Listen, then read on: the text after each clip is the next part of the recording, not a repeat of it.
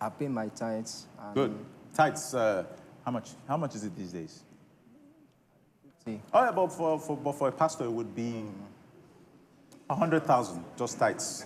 Because, I mean, you are, after all, the Lord's anointed, aren't you? So you have to anoint his house with more, so that he will now give you a blessing. Press down. Shake it. Shaking together. Shaking together. And running over. So we agree now. That money, 100,000 to God, right?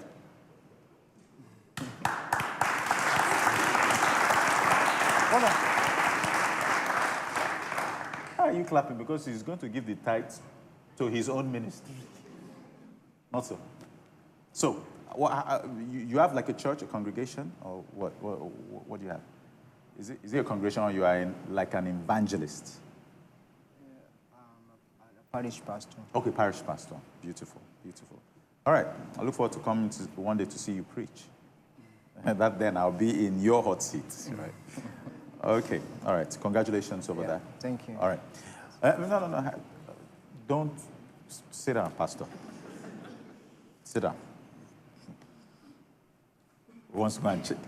Wants to go and catch the check immediately. But anyway, we've come to the end of the show. And do you know something? I've realized many things during this show, and I'll tell you about it after, when we want to end. But now, let's do the Millionaire Home Quiz, which we gave you a question for last week. Here is the list of winners.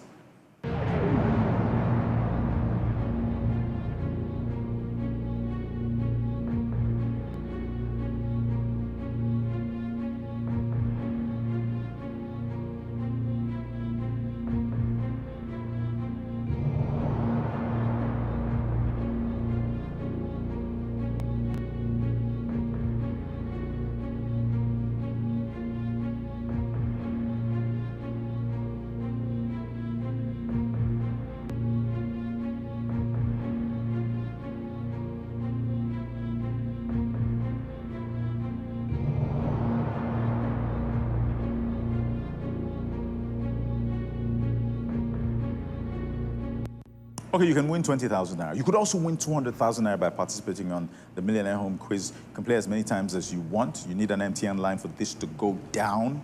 So here is your question for this week.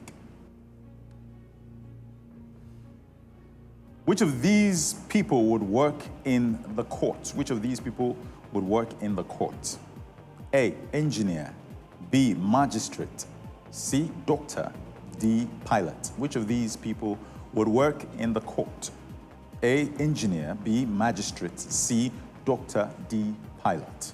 All right, send your answers to 230 with the use of an MTN line. Good luck to you. Play as many times as possible. The next week on the show, at the end of that show, we'll read out, we'll show you a list of winners by cell phone numbers. So good luck to you. Audience, grab your keypads and do what you did for these contestants. Do it for yourselves right now.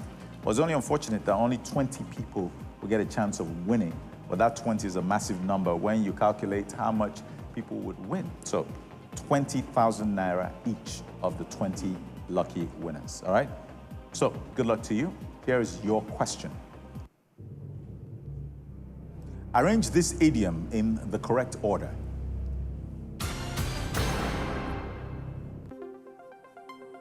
Nine, saves in time a stitch.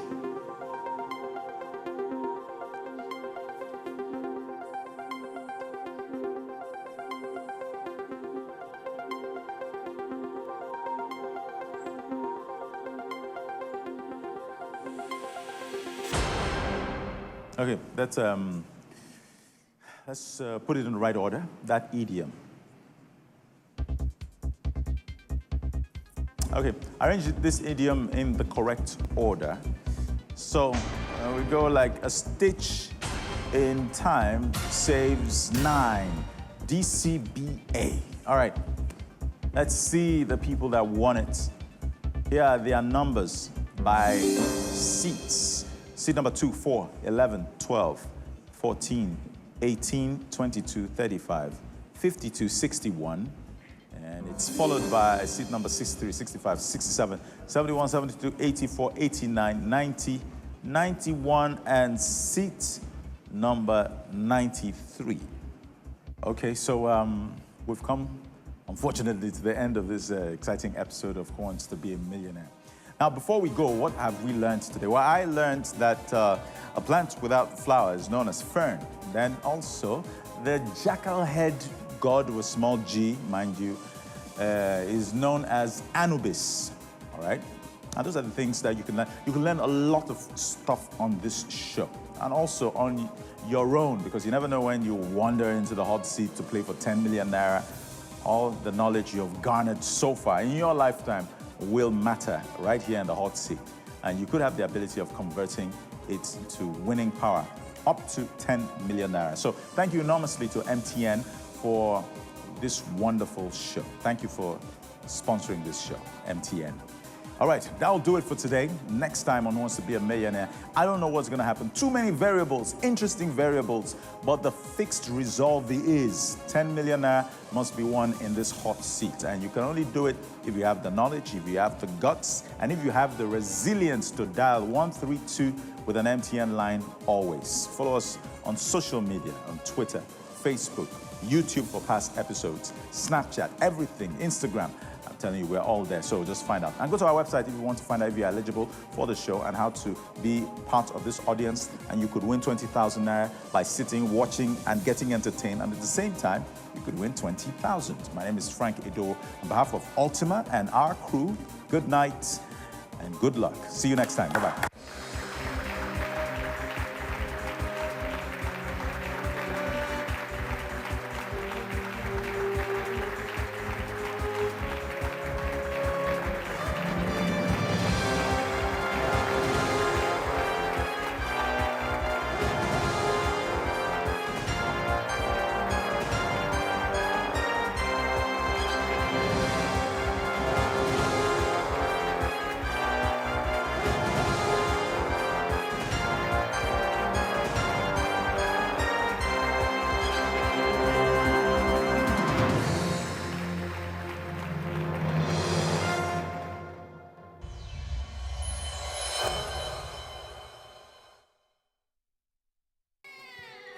It has started.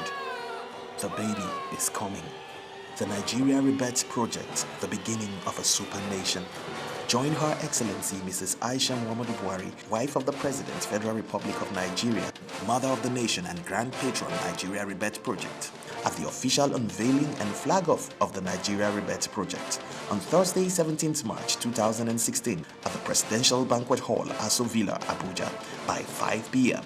Highlights include the unveiling of the biggest unity art piece in Africa and the presentation of the Nigeria Rebirth Ambassadorial Award to Nigerian children. The Nigeria Rebirth Project is made possible by the blessing and leadership of His Excellency Muhammadu Buhari, President and Commander-in-Chief of the Armed Forces, Federal Republic of Nigeria. Guest of honor, His Excellency Professor Yemi Oshibajo, Vice President, Federal Republic of Nigeria, and his wife. Past presidents, heads of states, and their families. Honorable Ministers, Governors and Wives of Governors of the 36 states and the FCT, Honorable Members of the 8th National Assembly, Royal Fathers, diplomats and other stakeholders. The Nigeria Rebirth Project. The baby is coming, and nothing can stop her. Announcer, Comrade Isaac Balami, Project Coordinator, Nigeria Rebirth.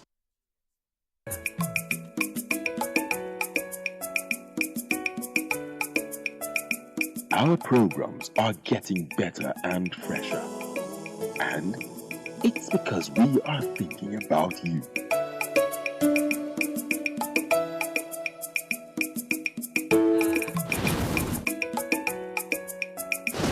NTA, it's all about you.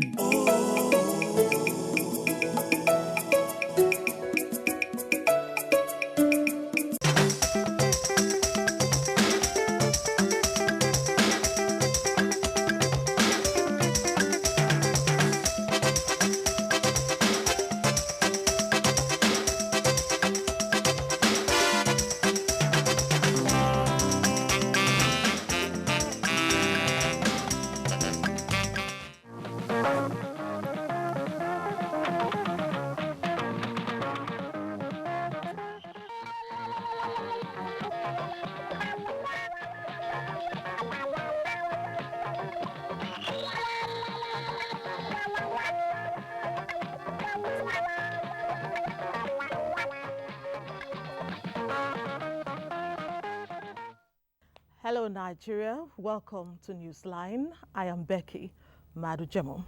There is a trend sweeping across the domestic landscape of this country. It has to do with parents signing off their parental duties to teachers. What are the implications of this buck passing? While on parenthood, the last time she saw her dad, she was too little to appreciate his presence. When she was old enough, he had moved far away and out of the continent they lived. Now she plans to bridge that divide with Newsline as the road map. Still in the first part of this program, you shall meet a palace aide who has proven his relevance to royalty for more than 5 centuries. Meanwhile, there is a special kit from the Lagos State government just for women. You need to know what this special kit is all about. Also tonight, we return to Oyo for an aftermath on the case of the female lawyer who allegedly murdered her husband in rage. What we have has to do with the victim. It seems like I've given too much away. The rest you have to wait patiently to view. It's straight to the news segment with Runke Kolawole. Happy Sunday, Runke. I wish you the same, Becky, and thanks for joining us on the news segment. Nigeria and Qatar have signed 2 bilateral agreements aimed at enhancing existing relations between the 2 countries in critical sectors for the benefit of their people and economies. The agreements signed after the bilateral talks between President Buhari and his Qatar counterpart Sheikh Tamim bin Hamad Al Thani are in areas of aviation as well as finance and investment. Adamu Sambo has details.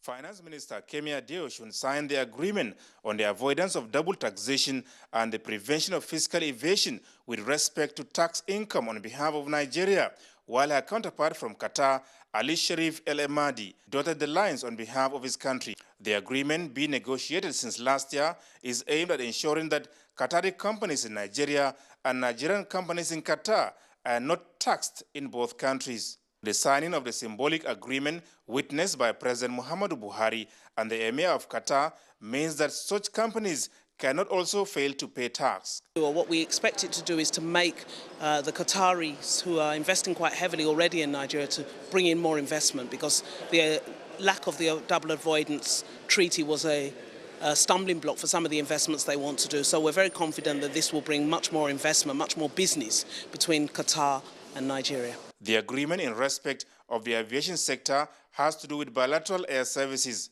Minister of State for Aviation, Senator Hadi Sirika, signed for Nigeria, while the Transportation and Communications Minister of Qatar signed on behalf of his country. It is aimed at not only ensuring the standardization in the mode of aviation business, but also increase flight frequencies and destinations in Nigeria. The economy is strong. The national carrier will be coming to Nigeria, but they want to come some more. But there are no responses from Nigeria, either Nigerian carriers as a private enterprise or even the Nigerian national airline. Meanwhile, President Buhari has recorded a major landmark in his diplomatic shuttles as the state of Qatar, the richest country in the world, has expressed serious commitment to massive investment in Nigeria. The Emir of Qatar, Sheikh Tamim bin Hamad Al Thani, who started this at a bilateral meeting with the president, commended the Nigerian leader for creating the enabling environment. State House correspondent Adamu Sambo again reports. Although Nigeria and Qatar only established their diplomatic missions in each other's capital cities in 2013, the former relations between the 2 countries, however, spanned decades, during which they shared similar views on world issues, supporting each other at the United Nations, OPEC, World Trade Organization, G77, and similar other international bodies.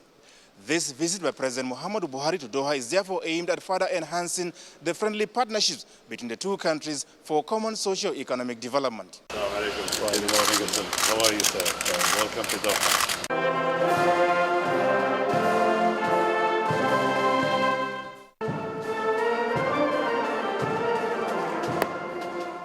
President Muhammadu Buhari and the Emir of Qatar, Sheikh Tamim bin Hamad Al Thani, later went into a closed session for talks on areas of common interest between Nigeria and Qatar. Their discussions centered on the economy, particularly the falling oil prices, trade and investment, as well as security. On the economy, President Buhari made a case for Qatari investors to take advantage of the abundant opportunities in Nigeria by investing in key areas of energy, agriculture, real estate development, as well as banking and finance, a request the Emir granted immediately, as explained by Nigeria's Foreign Affairs Minister, Geoffrey Onyema. Qatar is a country which really has a surplus of capital and are really investing around the world, looking for good countries in which to invest. And so they clearly believe that the enabling environment has been created in Nigeria, and he made it clear that they want to come into Nigeria to invest in a big way in Nigeria, and just want to be given the directions from the Nigerian government about which sectors to invest in.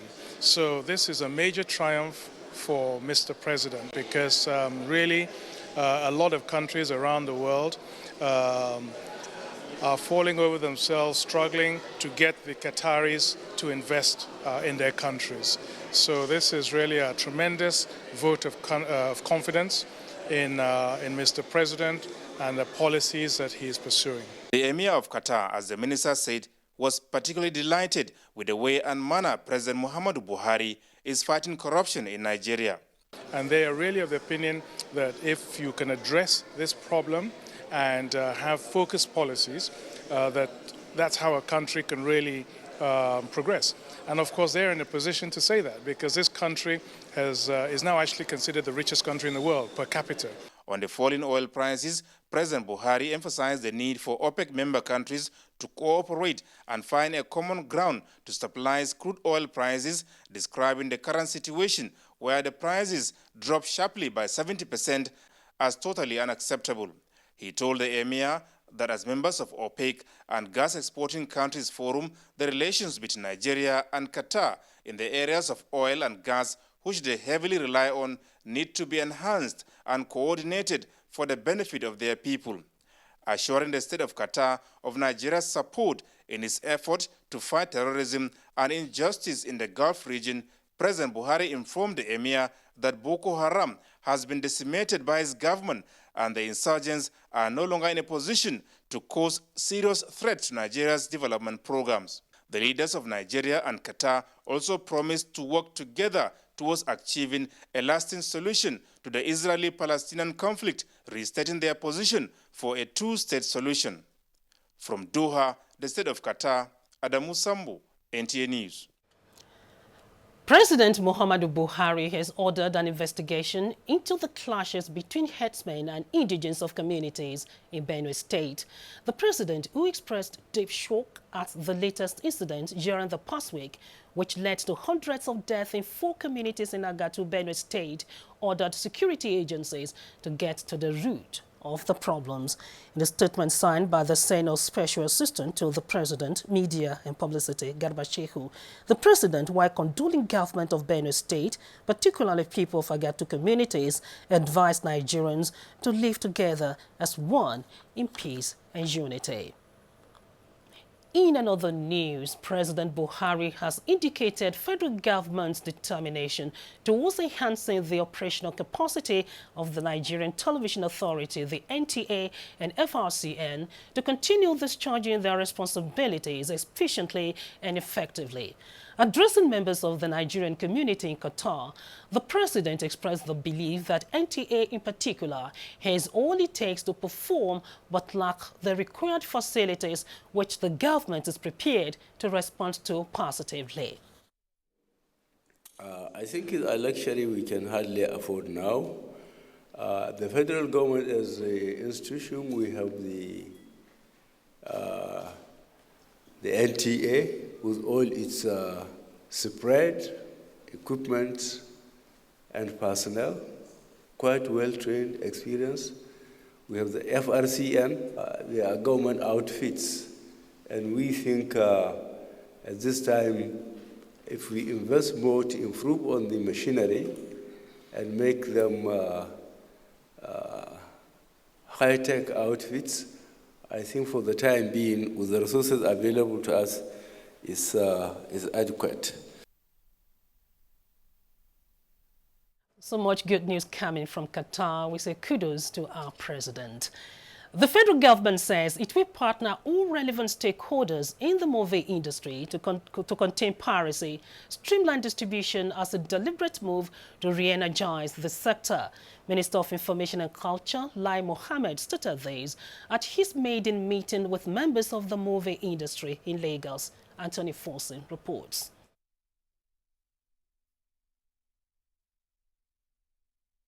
The minister told the movie makers that with the present government's desire to diversify the economy, piracy must be tackled head-on.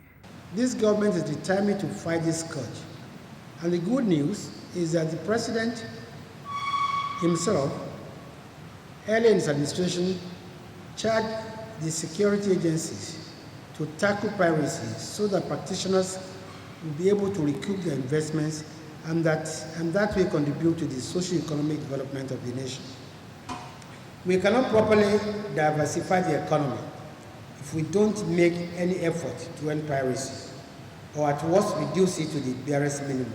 The minister also frowned at the lack of a regulatory direction for the movie industry. My immediate suggestion is for us to declare piracy an economic crime, have regulatory direction, domesticate most of these international conventions on piracy, review and strengthen an existing copyright law, as well as make the punishment for copyright more stringent. On the issue of funding, the minister said movie makers in the country have been captured in the federal government's 500 billion naira set aside in its massive social intervention policy. The minister took time to listen to comments by the movie makers, who showered encomium on the minister for taking his time to meet with them as a way of re-strategizing the industry, saying they are ready to collaborate with the federal government in its drive to rebuild Nigeria. In Lagos, Anthony Forson, NTA News. In the meantime, the federal government says the task of rebuilding the northeast region, devastated by insurgency, requires the collaboration of all Nigerians. Customs Controller General Colonel Hamid Ali said this at the flag-off of distribution of relief items to IDPs in Damari Camp, Yola, Adamawa State. Represented by the GOC 3 Division, Nigerian Army, Brigadier General Hamid Aliyu. The Customs Controller General said he is aware that the provision of relief materials to IDPs will not solve all their problems, but the federal government is making efforts to ensure that the IDPs are returned to their homes. Not adequately solve the IDP question, no matter the quantity donated. The bigger challenge before us is to ensure that these Nigerians return to their community to live in peace without entertaining fears of attack. While explaining the scope of federal government's intervention, the Controller General said the items have been seized and subsequently forfeited to the federal government of Nigeria and are to be transferred directly through appropriate legal process to IDPs in line with the presidential mandate of alleviating the plights of IDPs. Colonel Ali commended the armed forces for their determination in fighting insurgents. And now, President Buhari has directed universities in the country to produce graduates that can compete with their counterparts anywhere in the world. The president's message was delivered by Director, Tertiary Institutions, Ministry of Education in Datu Umar Abdullahi during the 15th to 20th combined convocation of the University of Abuja. Olayinka Ojo, here's that report.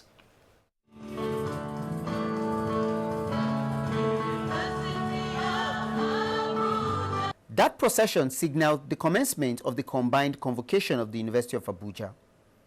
Congratulating the graduating students, Hindatu Umar Abdullahi urged the university to ensure education is followed with comprehensive research. Reiterating federal government's resolve to prioritize technical and vocational education, she noted that government alone cannot address the educational needs of the people, as the private sector also have their role to play.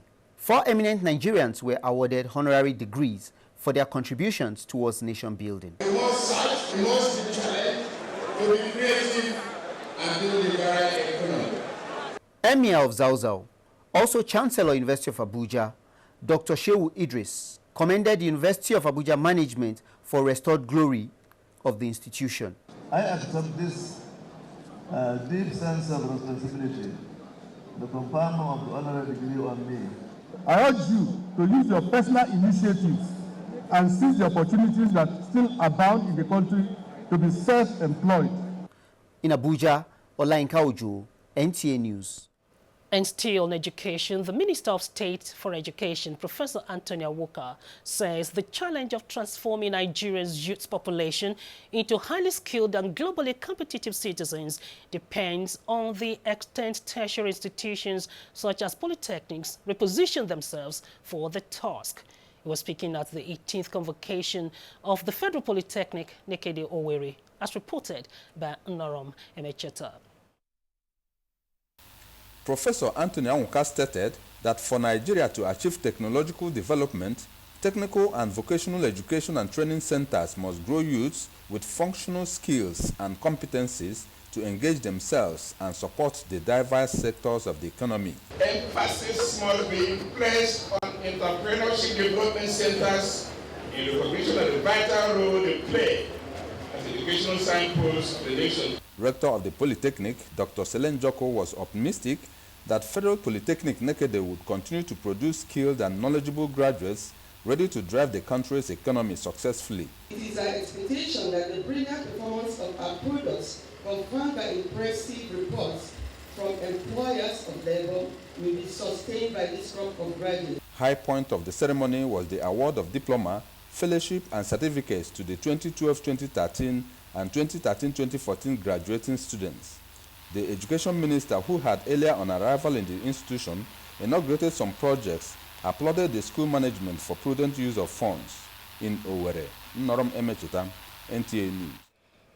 In a related issue, 66 engineers have been commissioned to become agents of change in support of the anti-corruption fight of the present administration.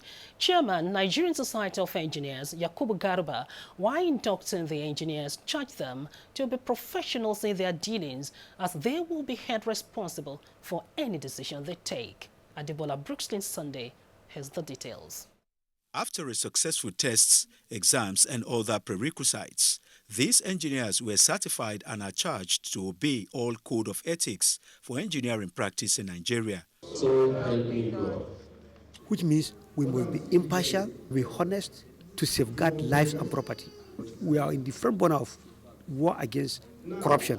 What we are saying, for us to stamp out this corruption completely, the salary of the engineers should be looked into. Some of the inductees said they will not deviate from all they have learnt during the pre-induction period. I'll just make sure the conduct, the rules laid out for us, I'll just follow step by step.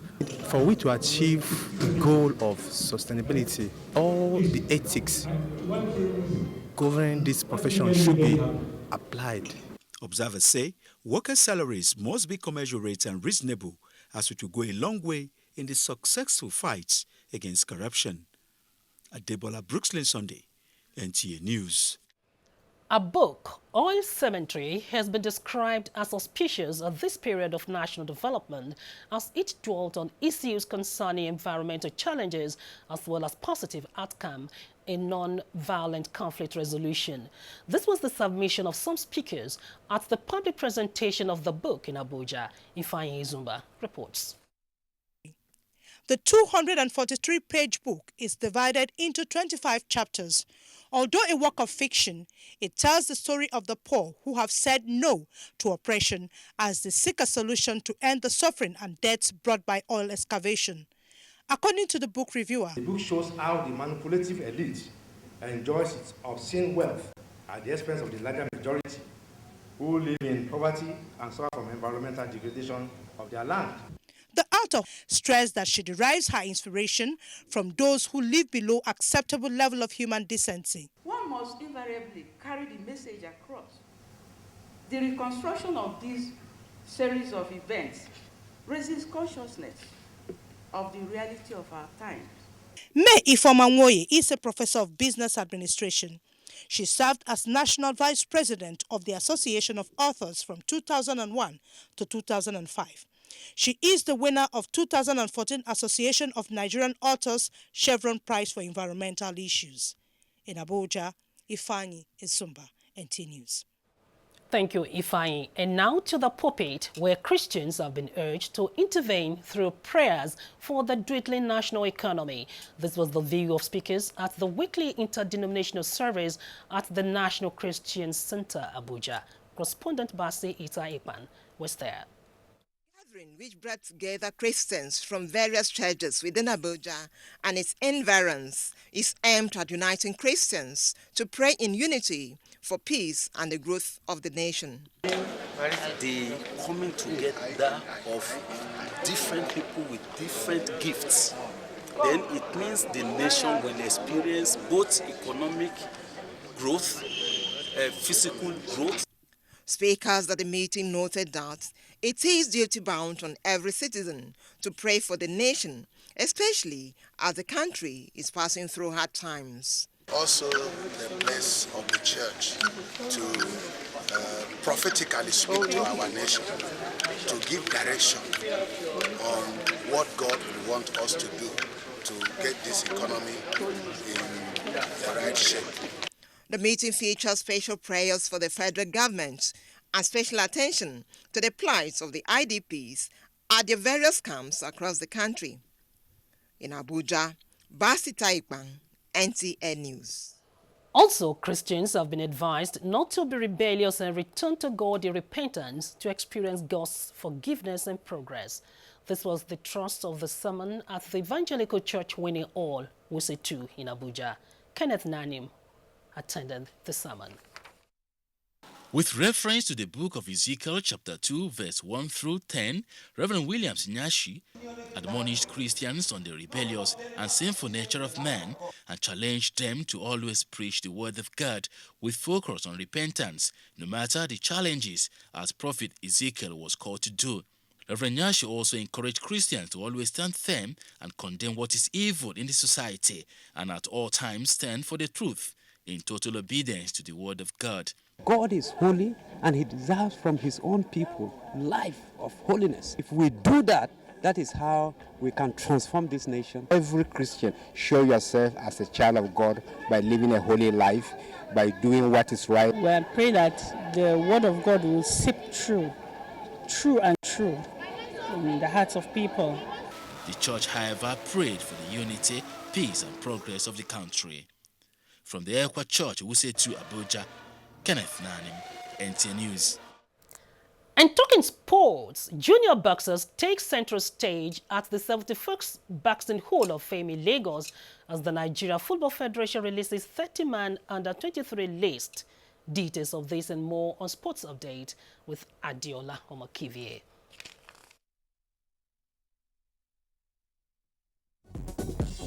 The Boxing Hall of Fame paid more attention to the juniors and female category. High point was the 30-kilogram bout by Wasiu Moshood and 9-year-old Bright Amoa, who exhibited excellent boxing skills.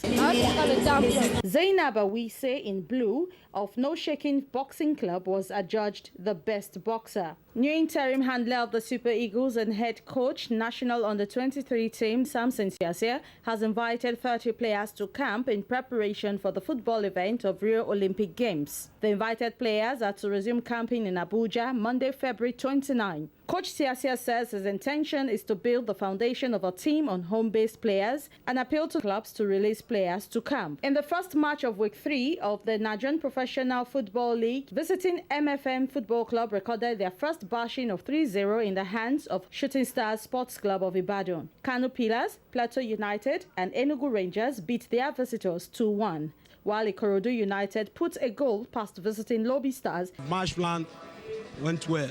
They will get better, much better. We take defeat in good faith. And former FIFA President Sepp Blatter has congratulated and wished his successor, Gianni Infantino, good luck. I think now he is a man coming from the football organization, and he is a young man, he is powerful, he has a lot of energy. Then now I can only say, Johnny, good luck, do it. With Sports News Update, Adeyola Omokive, NTA News. Thank you, Adiola. And what is the tone of the weather for Monday? Here is the report.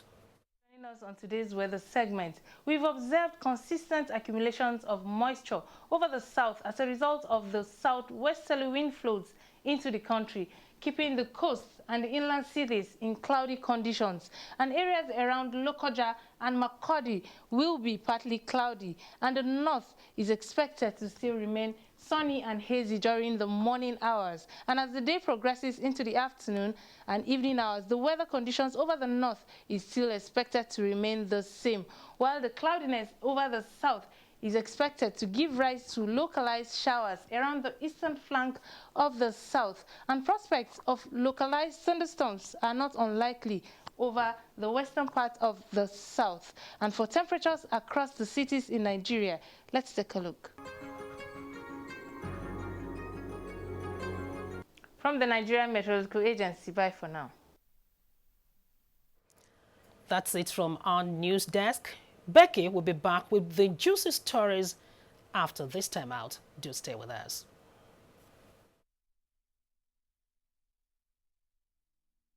Nigerians. Suicide bombers are not spirits. They are not ghosts. They are human beings like you and me. They live amongst us. They are your neighbors. They are your friends today, but terrorists tomorrow. So you must know your neighbor now. Security begins with you and me. Know your neighbor. Be vigilant. Be security conscious. Report suspicious persons, objects, and movements to the police and other security agencies. The security of our nation is a duty for you and me. If you see something, say something. Nigeria, unite against terrorism. This message is brought to you by the Federal Ministry of Information and Culture. That you are not required to sit additional examination to gain admit to do any course of your choose. You must possess 5 basic credits. Before person enter National Open University, you must get 5 basic credits for either WAEC, NECO, or GCE. Thank you. I don't die. I post come hear me say, I don't need that WAEC. I don't drop my pepper. I could just enter one way like that. No. Log on to www.noun.edu.ng. The National Open University of Nigeria. Flexible, affordable, accessible, and life-based education at its best.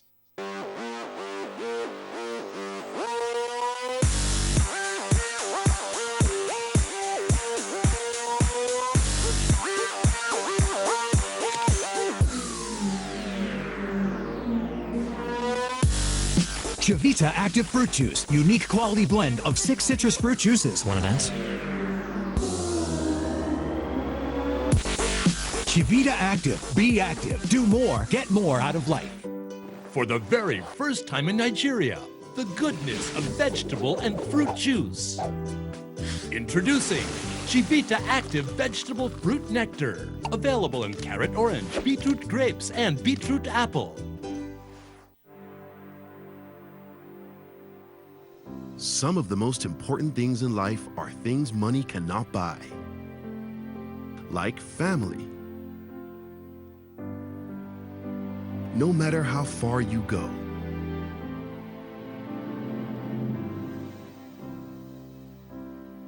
how high you climb, or how successful you become, staying close to the ones you love should always be one of your greatest priorities. With MTN Better Talk, staying close is now 3 times easier. Because you get 3 times the value of your every recharge to reach the ones that matter to you in any way you choose. Dial *123*2*6# today and show the ones you love that you're even much, much closer to them than they could have ever thought.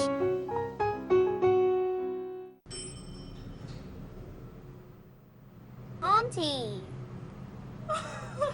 Hello, my dear. I see you went shopping with your mom, right?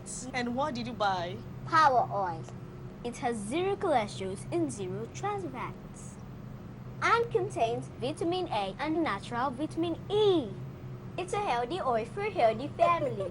I'll buy Power Oil next time I go shopping, huh? Power Oil, healthy for you. Most people avoid the tough jobs.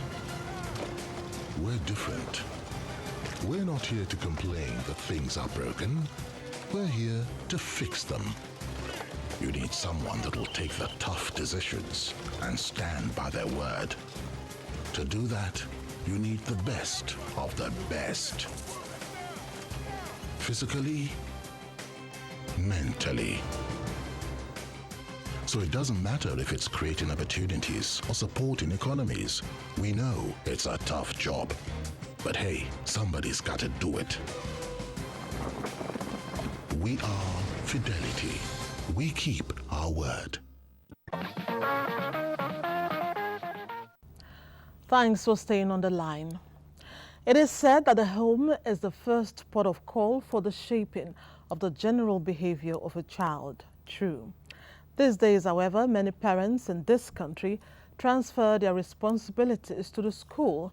The irony of this is that most parents are at daggers drawn when the school metes out discipline on their children. Are Nigerian parents becoming increasingly negligent of their responsibilities towards their children? Musa Toliat reports on the effect of this on the society. Children are gifts from God. Therefore, they should be properly nurtured and brought up to be responsible adults. Apart from the responsibility placed on parents by God to bring them up properly, states also made pronouncements on the rights of the child. According to the United Nations General Assembly Convention on the Rights of the Child, adopted in 1989, which later became international law on September 2, 1990, the basic rights of children the world over include the right to survival and to develop to the fullest, protection from harmful influences, abuse and exploitation. However, in Nigeria, some parents seem to be unaware of their divine and lawful responsibilities. The parents are really no longer there. All the children are being brought up by house girls now. Mother has gone to work, father has gone to work. Like 8 or 10 hours a day, it is the house girl and the children. Others blame the neglect of children on the economic situation. To give them the best education, to clothe them, to feed them well. Therefore, we must work. That does not mean we are neglecting children. No economy or no economy. I mean, a good parent, even if you have to go out to go to work or you have to go out to go and do some trading, you have to make sure you wake up earlier and make sure you take care of your children. See them, give them some things to go and trade in the name of saying, oh, we are poor, we want to make ends meet and all that.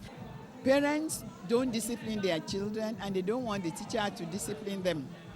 They feel it's the age of let them be. The impact of child neglect in the society, no doubt, is negative. Children who lack parental guidance tend to incline towards antisocial behavior. They are sometimes unnecessarily exposed to avoidable dangers in the society. Who do you expose the children to? To nannies or maids in the house? These children could be abused.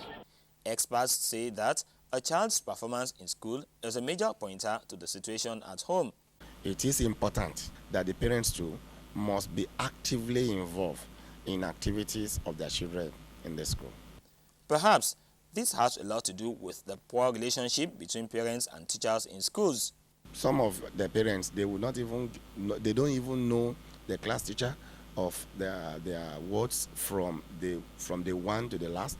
No matter how much you try to sensitize them, realize that it's the same set of parents that come around. If you have your teachers, the phone numbers, very important. You communicate with teacher. The consensus among concerned Nigerians is that charity begins at home. Parents should therefore endeavor to teach their children the right values, establish a very good and friendly relationship with them, monitor their performance in school, and work with the teachers for the wholesome upbringing of the children. Parents shouldn't be shy of their responsibilities. It is always better to train up a child than to fix an adult. Take note. She says any information that will lead to her reunion with her dad would be most appreciated. Jenny Eileen Ulm is a Nigerian born in Germany, Though her parents were married, a divorce set them asunder. She does not know her dad. Now she wants to meet him and connect with her roots. With all the information she has about him, Jenny approached our correspondent, Teresa Walbaba, to use the strength of Newsline to find her dad. So, here we are. My name is Jenny Eileen Ulm. It helped me to find my father all my life, that I was always lonely without him. Jenny is a successful woman who teaches general studies in the basic educational system in Germany. She says she feels incomplete in the midst of her achievements. This is because she has never set eyes on the man she wants to call daddy. The last time he tried to call my grandmother, I was 2 years old. But she didn't want to talk with him, and I don't know more. She says her father's name is Yakubu Abdul Karimu. He hails from Wazagu in Kebbi State, northern Nigeria. At the time Yakubu married Jenny's mother, Gabriela Angelica Ulm, in 1987 in Germany, one Alhaji Saadu Al-Hassan, who claimed to be his uncle and resided in number 11 Festival Road, Victoria Island, Lagos, stood as witness and signed at the Lagos High Court an affidavit to prove the bachelor status of Jenny's father to enable him marry her mom. Hello, Papa. Whatever happened to you between my mother and you, I want to find you, I want to meet you, I want to know who you are, where you are, if I have sisters or brothers. It's my only wish to find you. Now, Jenny finds herself in a dilemma because her mother is not forthcoming with information regarding her father. All she has are some family pictures and a copy of her father's old Nigerian passport. She says her paternal grandfather's name is Alhaji Abdul Karimu, while her paternal grandmother bears Hajia Zubairatu Abdul Karimu. Both are from Wazagu village in Kebbi State. Jenny hopes and prays that someone with useful information will link her to her dad and her Nigerian roots. Jenny is anxious to reconnect with her dad, and she will, of course. In Yoruba land, an elderly man, especially one full of wisdom and experience, is called Alagba. The title portrays respect for the individual. Now, in the palace of a foremost traditional ruler in Ogbomoso, Oyo State, is one Alagba. Dayo Ogunshola tells us that this particular Alagba is a legend that has become an object of royal inheritance. The Alagba has been in the palace since the 17th century. You must be as curious as I am to find out what this is all about. Over to you, Dayo. Ogbomoso is one of the biggest communities in Oyo State, an expansive community that is often described as land of the valiant. Seated majestically at the heart of the ancient town is the palace of Shoun, the paramount ruler of Ogbomoso land.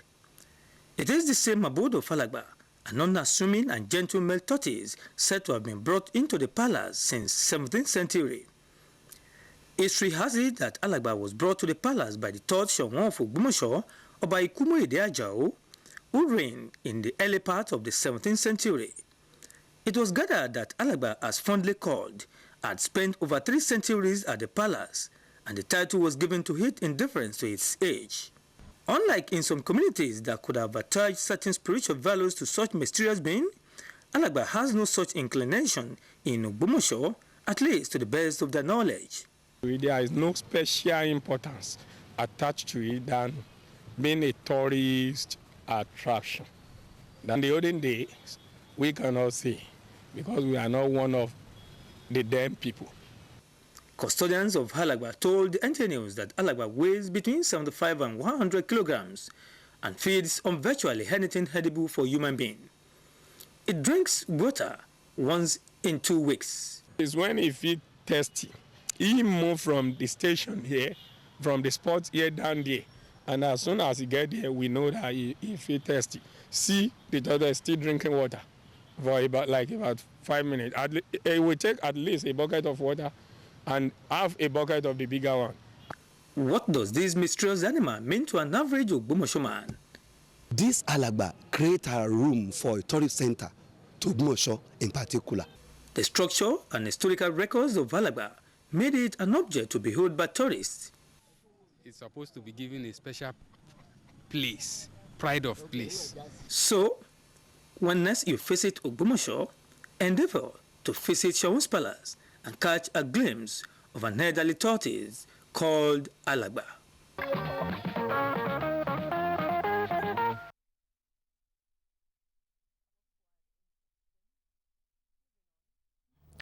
What is the right way to effect arrest of a lawbreaker?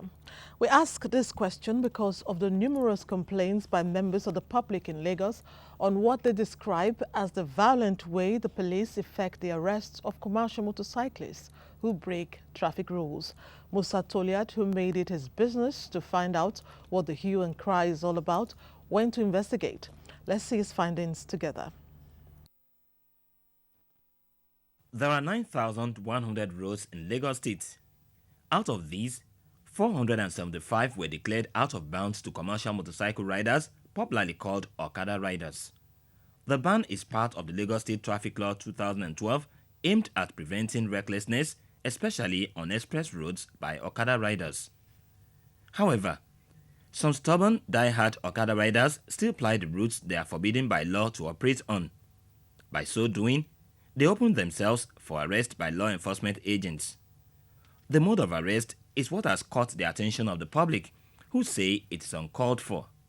They say the police and other law enforcement agents use excessive force to apprehend erring Okada riders and dispossess them of their motorcycles. They chase them. Sometimes when chasing them, they will draw them and the Okada people will fall. It's not good. There's one recently one that happened at Ikeja here. They don't even know the man is a police officer. They hit the man with Mako and the man died. They always understand the hard language, the hard way of doing things. If you say someone should not pay this road and they are doing, you try to stop them, they are not waiting. You are left with nothing than to apply force. The law should be obeyed, I agree with that. But what I have seen so far concerning this Okada thing is that it seems they have made an avenue for police to make money. Since pictures don't lie, some members of the public who are witnesses to such arrest captured the action at different times on their phones.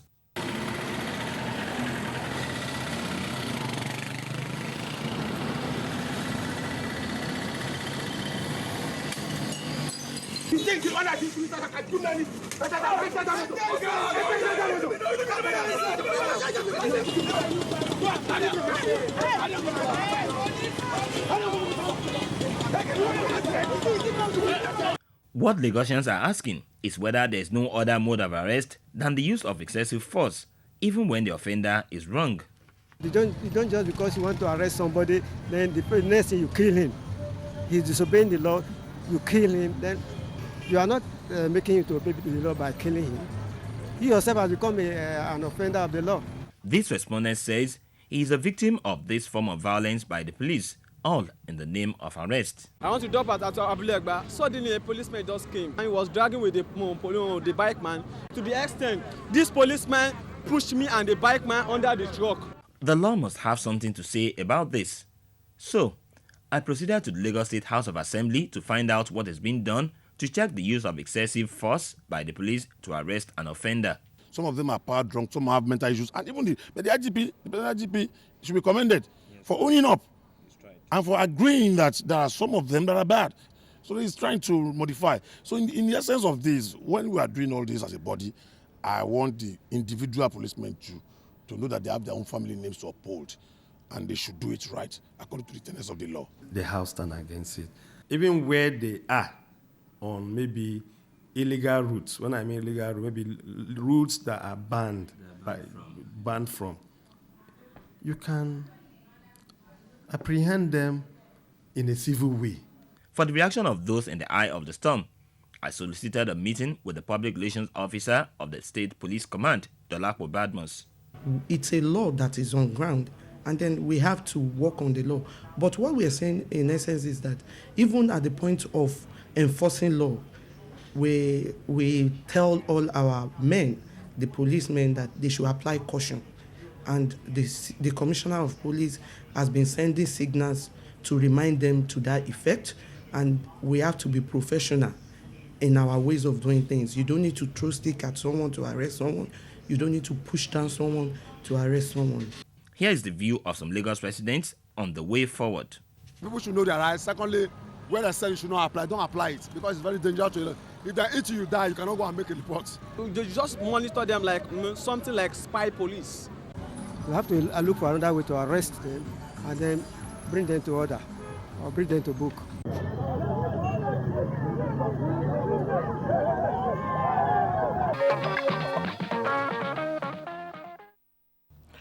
While the police applies less force, it behoves on citizens to cooperate with the law.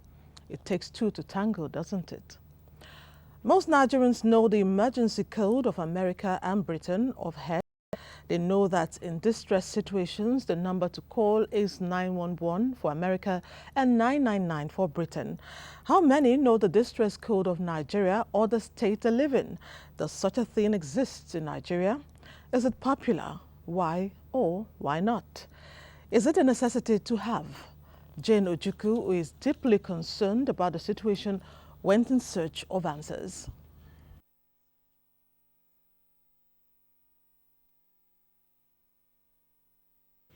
In advanced countries such as the United States and the United Kingdom, the emergency code 911 is so popular that even the aged and children cannot claim ignorance of what it stands for. The toll-free 911 is so functional and effective that it takes only a few minutes to respond in the case of an emergency. What is the emergency code to call in Nigeria or even Lagos State in case of an emergency? The Lagos State, through our response team, have created what we call 112. And it's not only 112, we have 767 also. We took the question to the streets of Lagos. 767. Other numbers, I can't remember about you. Can it offered? There you have it. Why is it that people find it difficult to remember the emergency number in times of distress? If the number is very long, people may not remember it. And they will not be interested. About twice. They answered me, they were saying, I said, give my data. Just give my data. I said, you don't need my data. Just like give me the address of the place that is happening.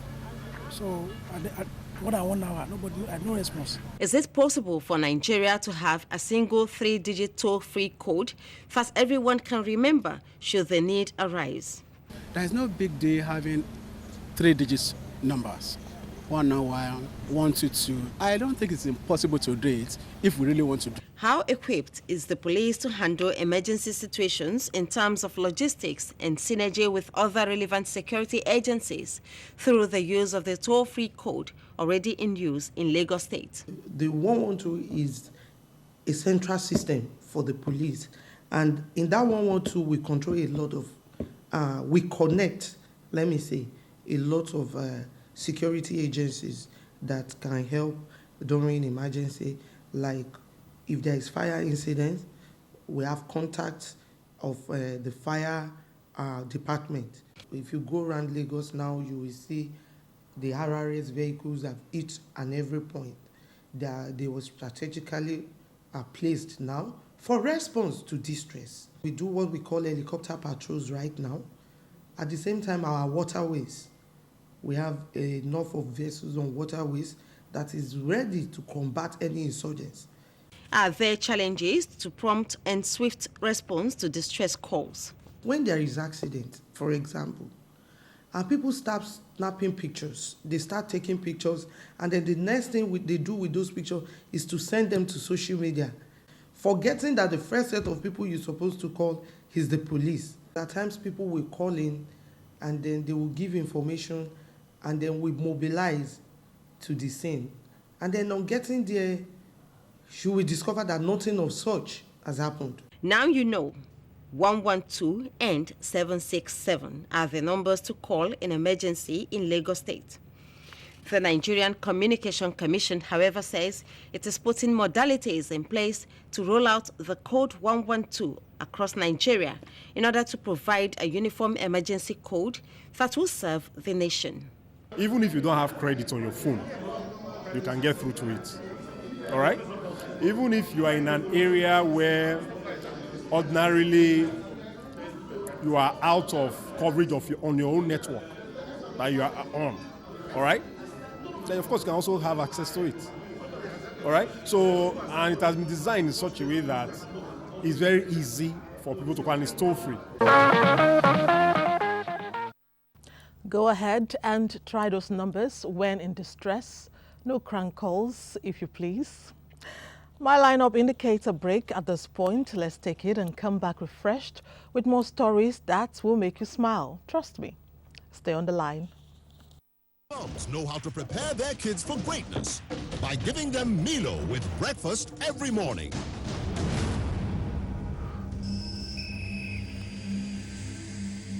And now, Milo has Active Gold, a special blend of protobol, vitamins, and minerals uniquely mixed with milk and cocoa to bring you the winning energy of Milo.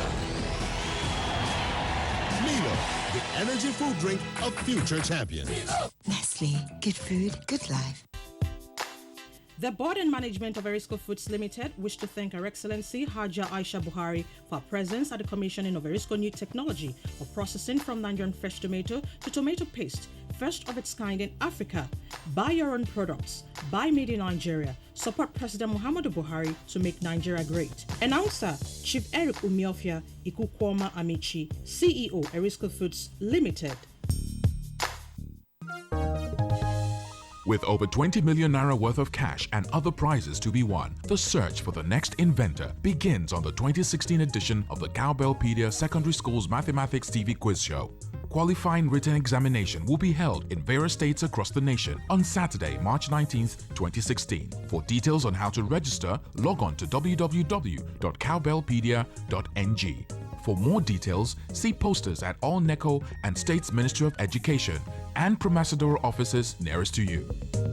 Cowbellpedia is endorsed by NECO and proudly sponsored by Cowbell, Our Milk. Cowbell, Our Milk.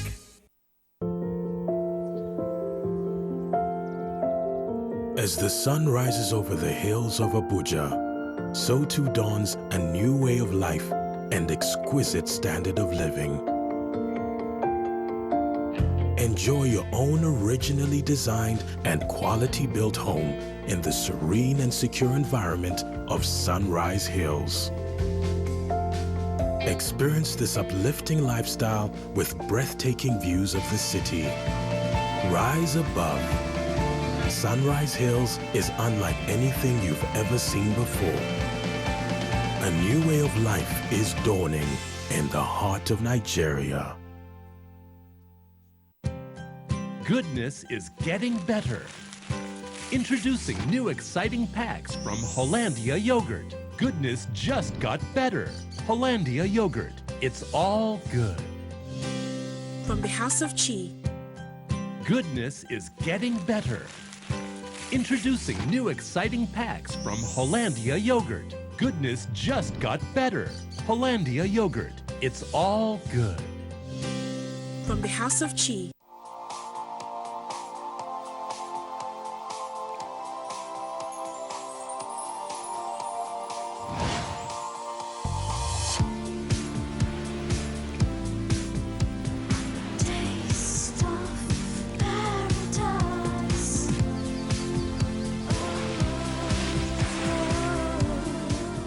Taste the nectar of paradise.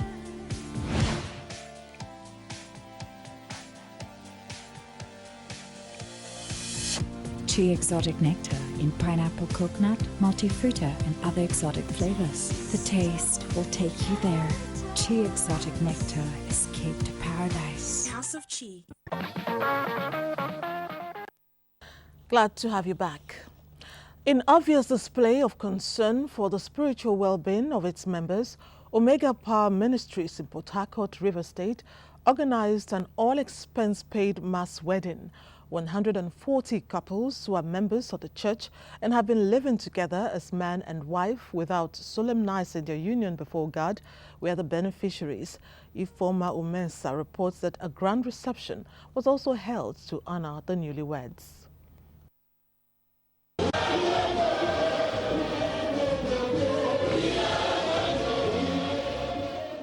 The spectacular thing about this mass wedding is not just the number of couples involved in a single mass wedding, but the church also backrolled all the bride prices, bought brand new suits and wedding gowns for each couple, alongside shoes, and took care of the refreshments for the reception.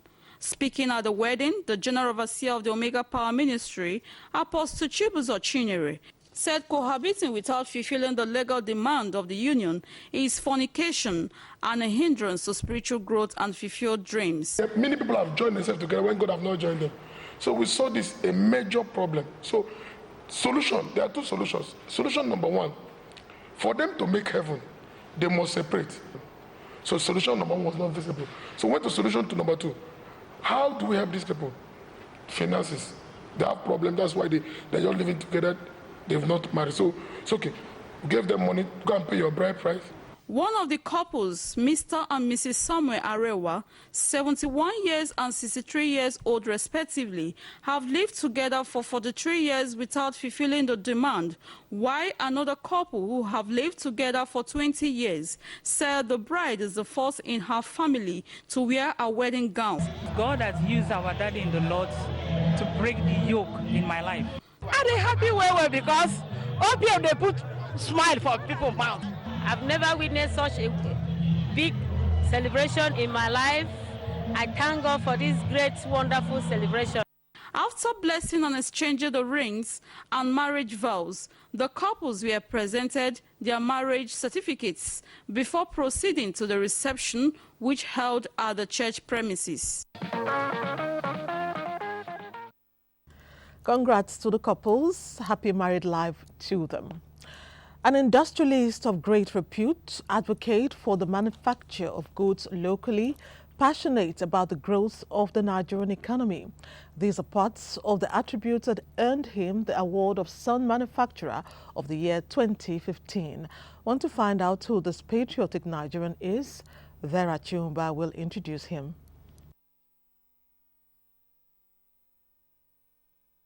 Come to this country in Nigeria, in shortest time, our foreign exchange will be in billions. All of us will be happy. That was Eric Umofia, President and Chief Executive Officer, Erisco Foods Limited, Sons Manufacturer of the Year 2015 award recipient.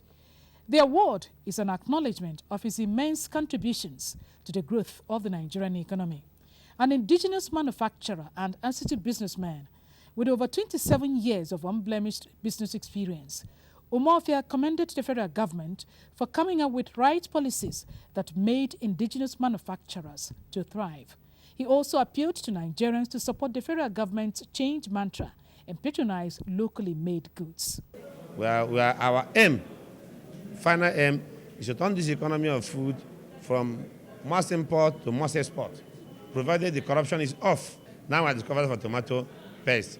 We are making tomato ketchup, tomato fresh in a can. We are working on onions to reduce the waste. A delightful Umofia who had built flourishing business conglomerates in Nigeria and other African countries received the award in the company of admirers, associates, family and friends. His wife, a director in the company, sums it up. He's always busy in the office, staying there from morning till night, and at the same time he has time for his family. My greatest joy is that all his efforts were not in vain. I thank God for this award. Erisco Foods Limited recently commissioned a 450,000 metric tons of tomato processing plant, the first of its kind in Africa. The plant processes 10 trucks of tomato paste daily. Eric Umofia is also the founder of Tropical Fire Prevention Service Limited, with Erisco Bumpet automatic fire extinguisher as the star product. Congrats to Chief Eric Umofia on this award. Recently, we reported the murder of the Obi of Ubuluku, Edward Akaize Ufulue III, by suspected kidnappers. The news is that the suspects have been apprehended by the police. Another news is that the 17-year-old son of the late Obi has been installed as successor to the throne. Austin Ademodu has the rest of the story. These suspects, paraded by the Delta State Police Command, have put to rest the controversy surrounding the death of late Ubuluku monarch Edward Akeze Ofule III. They confessed to the killing of the monarch as the police continues with their investigations. 3 weeks ago, NTA News visited the palace of Ubuluku Kingdom and we reported about the kidnap and eventual murder of the king of this community. Today, the kingdom is wearing a new look. The vacuum left by the late Obi has now been filled by his 17-year-old son, Chukwuka Noah Akeze I. As soon as we declared that the Obi was not there, he had already been installed on the seat, because he is the one who used to say that something has happened. The descendant of kings that started in the 12,000 AD. So there's no way he cannot change the status quo.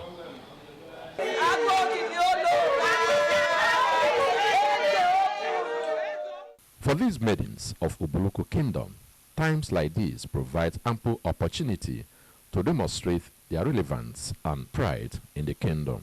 As maidens, as the Umwadas of the royal family, we play our vital roles in the family. We had to go with our Obi to officially present him to the Council of Kings.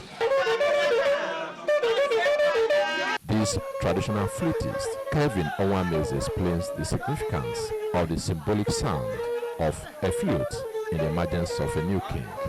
You know, as we have a new OB, then traditionally we use this to praise him. Knowing fully well that the young monarch is here to learn the rudiments of kingship, a regent has been assigned to pilot the affairs of the community on his behalf. As soon as he finishes now, he's going back to school in England. So we'll make sure he comes home to get used to the function of the palace. He's going to be schooled in the arts of monarchical leadership and administration. Let's now hear from the man of the moment, who is now waiting in the wings and learning the ropes of kingship till the appointed time. I feel proud because of the job my dad did in this Delta state and the excellent work he did not only in Ubuluku but as the state as a whole.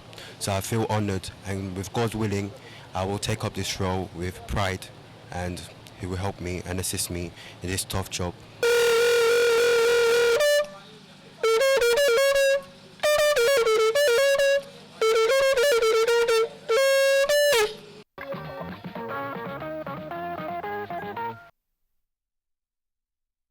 Long live the king. Bad news for rapists in Lagos State. The government has provided kits that can detect the culprits. Stay on the line for that and more after this timeout. If you hear a bomb explosion or gunshots of an active shooter, that might be a terror attack. At such times, always remember 3 action words: run, hide, report. Don't try to run towards the terror scene to save the situation, because there might be a second bomb blast or another attack. Run far away and take cover. Make sure you are safe first. Yes, it is in our nature to sympathize over the hurt, but remember, only trained personnel can help in such situations. When in a secured environment, promptly call relevant authorities and help will come. For anonymous reporting, call 09630-3250-5 or 0813-2222-106. If you see something, say something. Nigeria unite against terrorism. This message is brought to you by the Federal Ministry of Information and Culture. Civil society convening on amendments to the 1999 Nigerian Constitution. This is to announce the convening of a civil society stakeholders session on the amendment of the 1999 Constitution to be held Monday 29 February 2016. Convening is being organized by Policy and Legal Advocacy Center, PLAG, to strategize on recent events surrounding the constitutional amendments, the role of CSOs and strategies for addressing a successful alteration of the Nigerian Constitution that takes into account citizens' concerns and inputs. Participation is by invitation. Interested persons and organizations may submit their suggestions to placng.org. Announcer, Policy and Legal Advocacy Center, PLAG. Goodness is getting better. Introducing new exciting packs from Hollandia Yogurt. Goodness just got better. Hollandia Yogurt. It's all good. From the House of Chi. Goodness is getting better. Introducing new exciting packs from Hollandia Yogurt. Goodness just got better. Hollandia Yogurt. It's all good. From the House of Chi.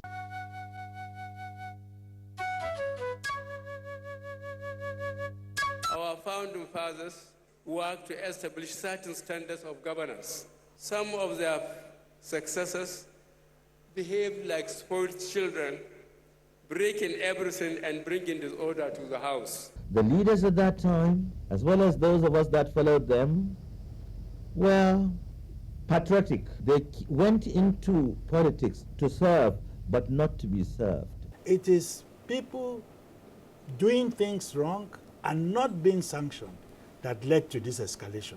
What is going on now? We are beginning to lift up the quality of leadership. We must not succumb to hopelessness and defeatism. We can fix our problems.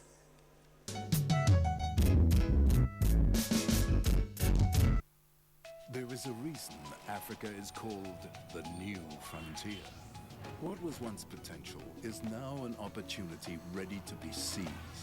Once revered for our resources, today's wealth lies in our people. People who build the cities that shape the future. People who know an idea in one place means business in another. A generation for whom technology means there are no borders, no boundaries. We are the new lions in a brave new world, kings of the urban jungle. And there's a bank that puts the world in our pocket and the future in our hands. UBA, Africa's global bank. Always live together as brothers and sisters. Though we speak different languages and celebrate different cultures, we were still one Nigeria. There was no bombing, there was no kidnapping, and our children were not cultists. Now, we suspect one another as there are spreads of cultism, bombing, and kidnapping. How long shall this go on? Terrorism is alien, kidnapping is criminal, cultism is barbaric. Nigeria is a blessed country. Support the Nigeria police and the fight against terrorism, kidnapping, and cultism. Always inform the police of any incident around you. Say something when you suspect something. Remember, we all have a stake in building a crime-free Nigeria of our dream. This message is from the Nigeria Police Force.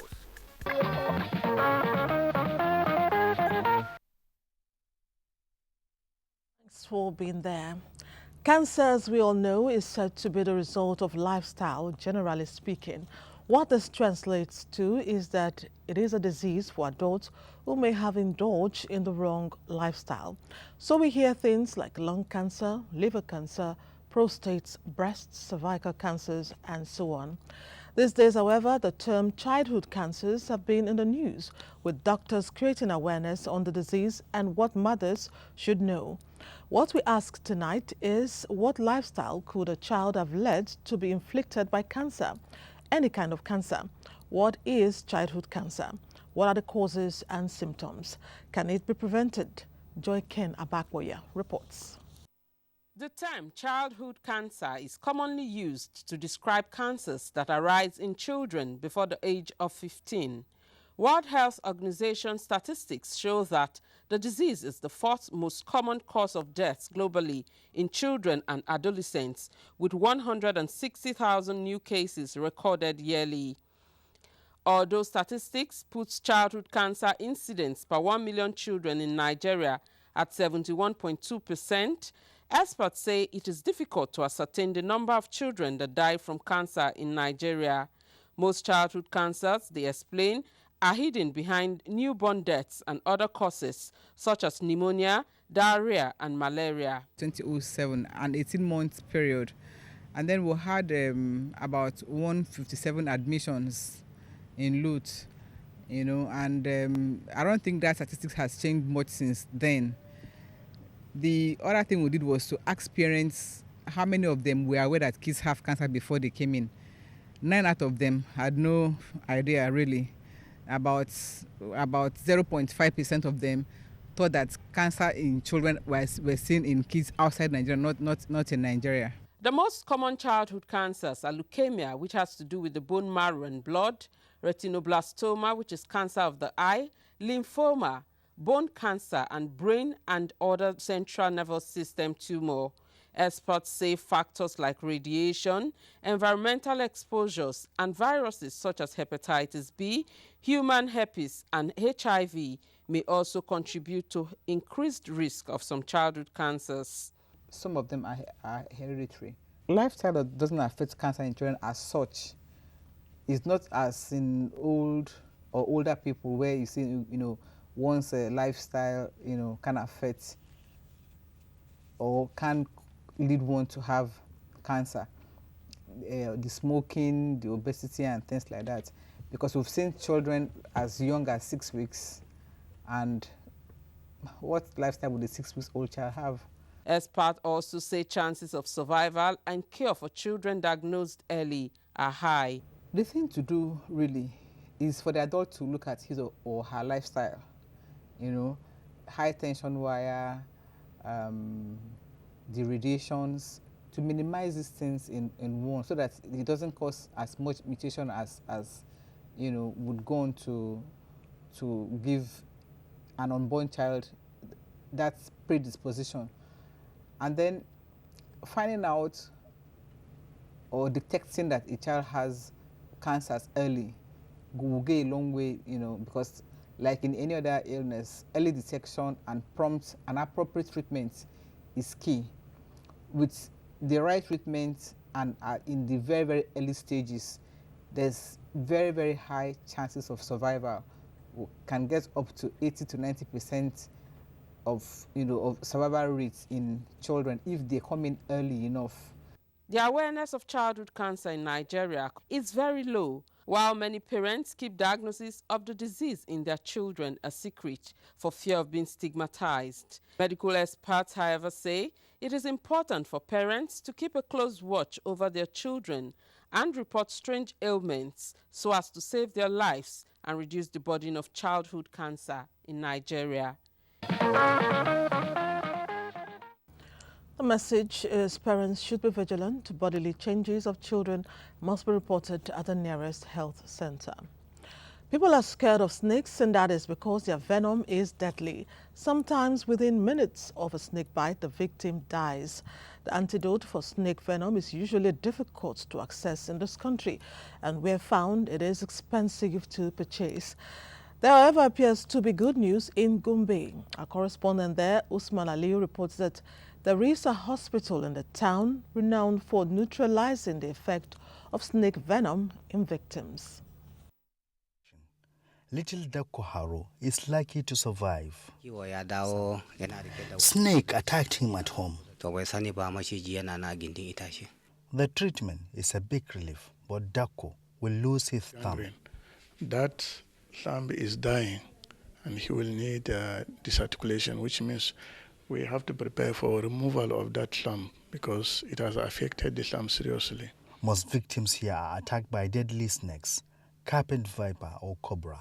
The state government has written to the federal government seeking for intervention, and on the 2nd we got drugs from Federal Minister of Health. They sent about 150 vials on the 20th of January. This corpse is a snakebite victim from Borno State who had serious liver complications as a result of traditional medication. According to records in this hospital, more than 80 persons died of snakebite last year, and in 2014, about 50 died. The rise of the figure is as a result of inadequate supply of drugs. When we went to England last year, that is around October, we were given applaud because this is the only hospital that treats about 4,000 patients in a year. In 2011, the federal government commissioned a research center for training and production of anti-snake venom. As of this time, it remained a dream. However, Gombe State Governor Ibrahim Hassan Dangombo pursues the dream. At least the poor condition of the hospital will give way to a better status when the project of new Kaltungo Snake Bite Treatment Hospital is finished.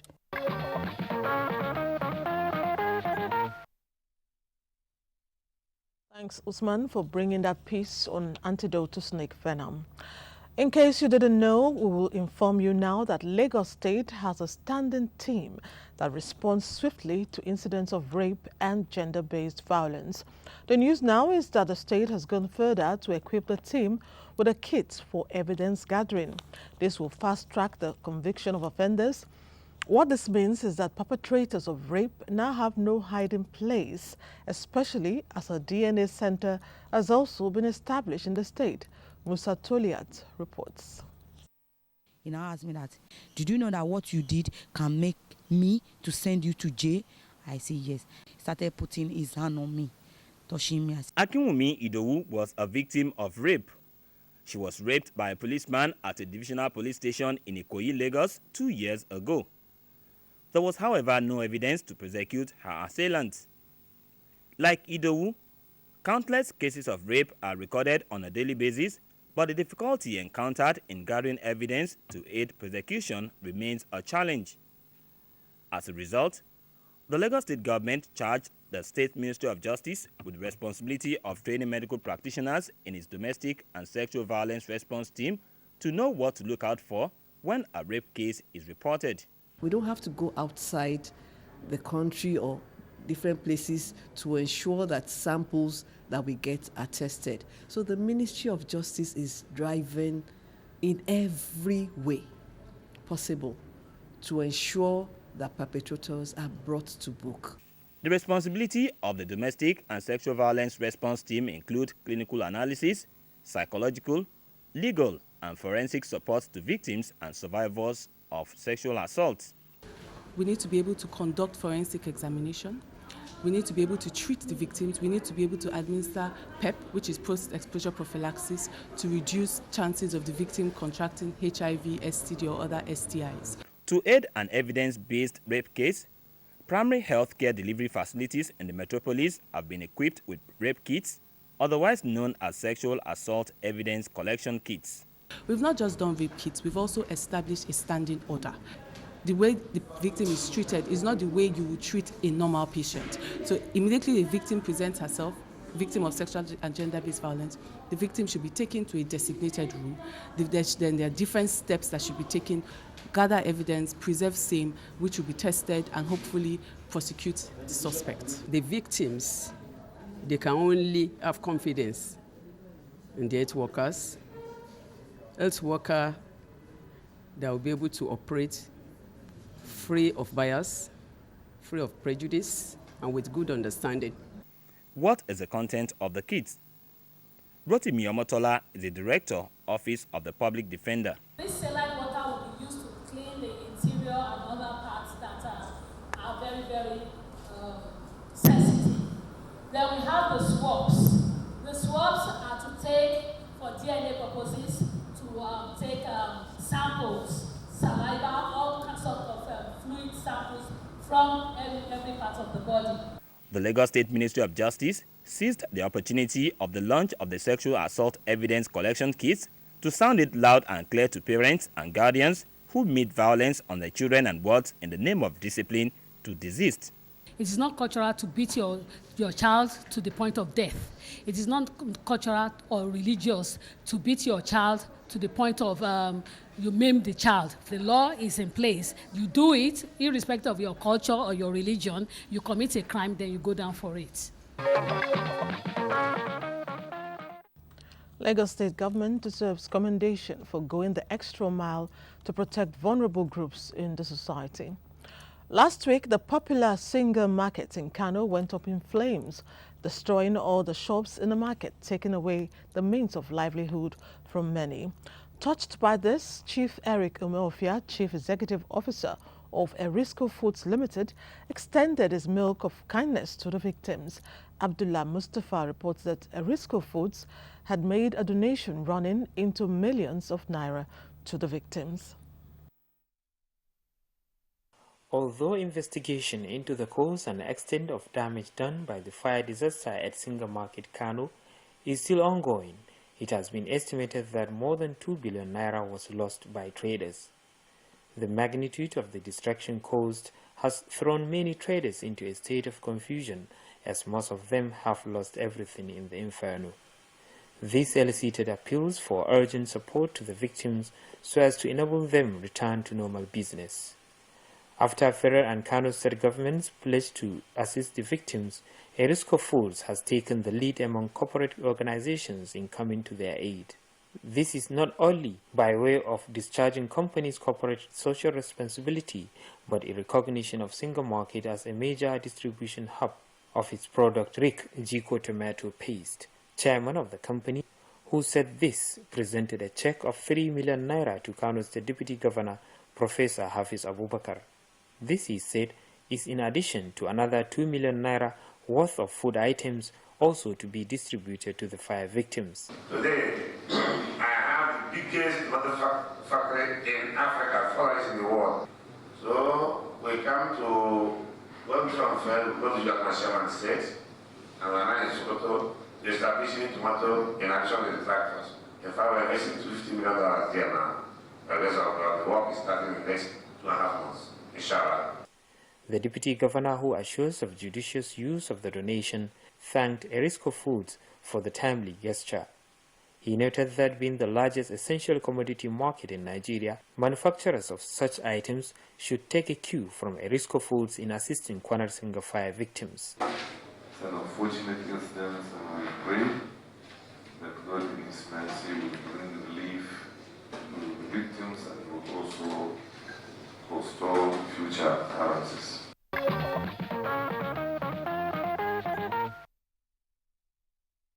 Erisco keeps touching lives. Kudos to the organization.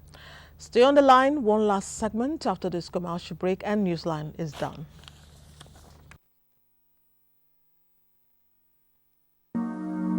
Nigerians. Suicide bombers are not spirits. They are not ghosts. They are human beings like you and me. They live amongst us. They are your neighbors. They are your friends today, but terrorists tomorrow. So you must know your neighbor now. Security begins with you and me. Know your neighbor. Be vigilant. Be security conscious. Report suspicious persons, objects, and movements to the police and other security agencies. The security of our nation is a duty for you and me. If you see something, say something. Nigeria unite against terrorism. This message is brought to you by the Federal Ministry of Information and Culture.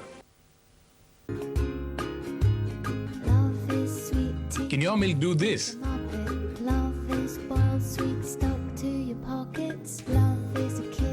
Can your milk do this?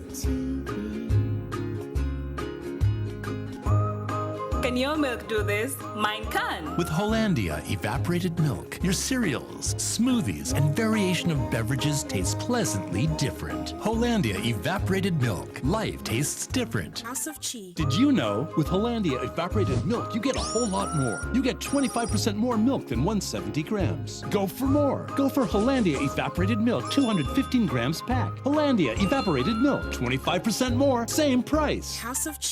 Always. We have lived together as brothers and sisters since long time in Muriva, without no mind that we are spoken different languages and celebration our cultural and diversity. No bombing, no cultism, no kidnapping. Nowadays our children are trampoline to cultists. Today we are suspicion one another. All this notorious behavior have scattered all over Nigeria. When are you going to change? When are you going to stop? Terrorism are unwanted visitors. Kidnapping are criminal. Cultism are barbaric. Do not destroy this country, oh. Our country, Nigeria, are blessed, oh. Are you see what I'm saying?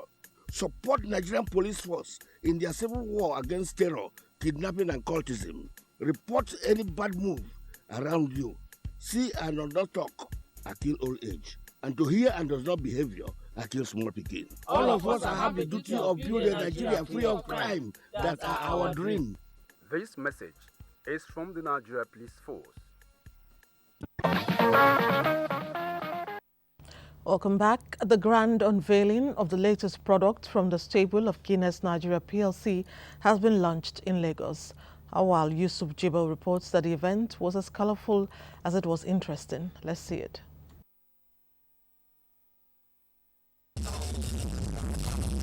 It was a special night for lovers of Guinness Stout as the multinational company marked the grand launch of its new product, Africa Special. Though strictly by invitation, the venue was full to the brim as many came to witness the unveiling of the special product. I'm having fun. The ambience and everything is actually cool. It is creamy. That is the only word I can use to qualify this product. The bitterness we experienced before is more lower than it was before. Really nice, like really, seriously. Like my friend of said, he said it's creamy. It's really creamy, yeah? In this place, we are all feeling happy, all feeling cool.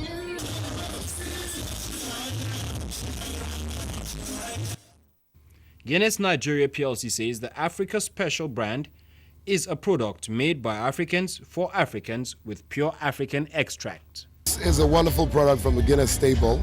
Primarily, it's for the young, the vibrant, the exciting, people. We know that all around, people taste different things, but we believe that for a drink of this nature, the young ones have been craving to have this, and it's just come, for the young ones. It's the biggest innovation since Foreign Extra Stout, and it promises to be a really significant part of the Guinness portfolio. 2 Sundays ago, we featured a story on the Ajanaku family in Gbogon, Osun State, that lost 2 members of its family in a space of 2 days. It all started when their son, Lowo, was murdered in Ibadan by his wife, who is a lawyer. And the news of this cut short the life of the father in the village. Today, we report that the victim, Lowo Oyediran, has been laid to rest in his hometown, Gbogon. His wife is, however, in court to answer for her alleged crime. Kemi Oshin reports. It was a sober gathering of friends, family members and loved ones of late Lowo Oyediran Ajanaku as they came to bid him their last farewell. In a sermon titled The Great Question of Life, Why? Dean of St. Paul's Anglican Cathedral, Gbogon, Venerable Paul Farotimi, said the question why has been asked by different people in times of grief, confusion, and despair. Quoting from Matthew chapter 27, verse 46, he noted that Jesus himself asked the same question at his crucifixion.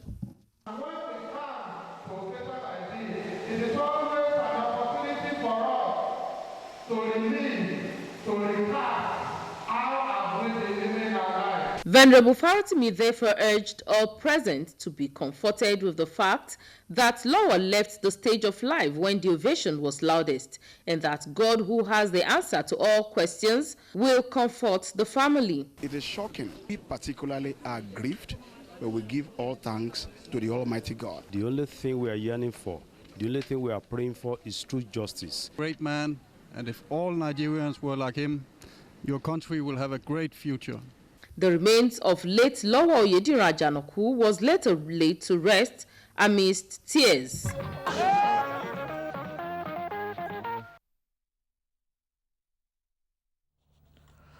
While the case continues, may his soul rest in peace. This is our offering on Newsline tonight. We thank you for your company. Next week, for sure, stay on the line. Till then, good night and God bless Nigeria.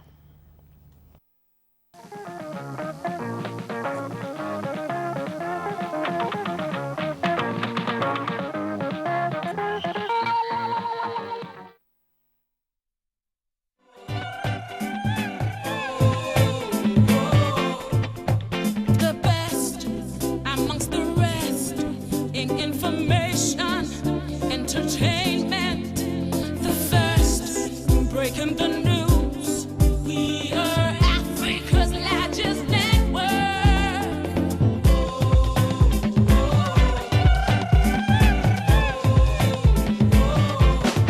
NTA, Africa's largest network.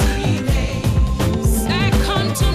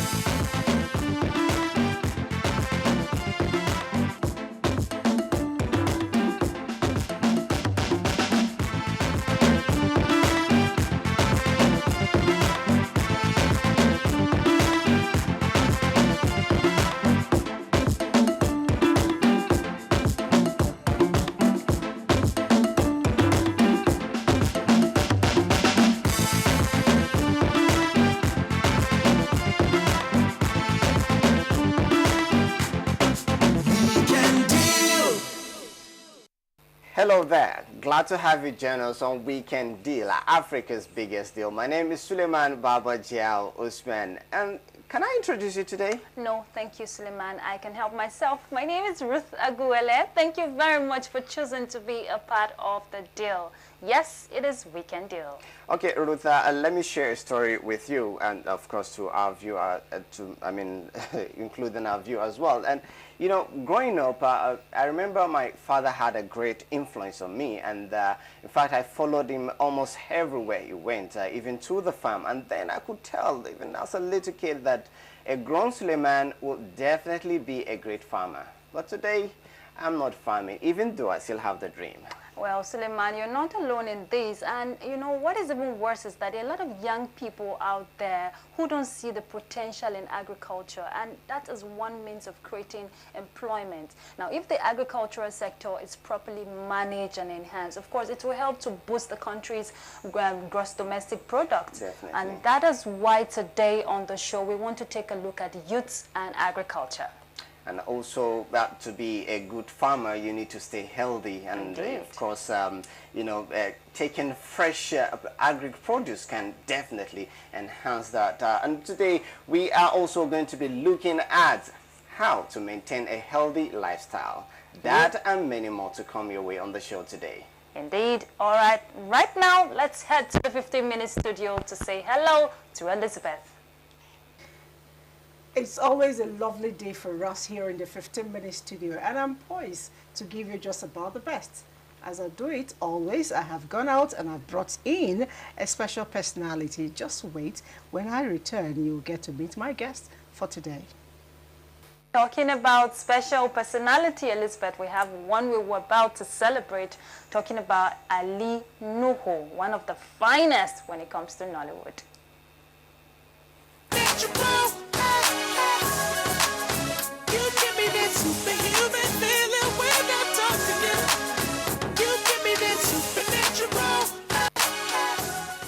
This segment of Weekend Deal takes us to the northern part of Nigeria, where a king sits comfortably on the throne of Kannywood with one eye on Nollywood. An actor and producer known as much for his versatility as he is for his handsome face. Ali Nuhu was born on 5th of March 1974 in Maiduguri to a Gombe State indigenous father and Borno State mother, but grew up in Kano State where he had his early education. He developed interest in acting as a child and followed it up while studying geography at the University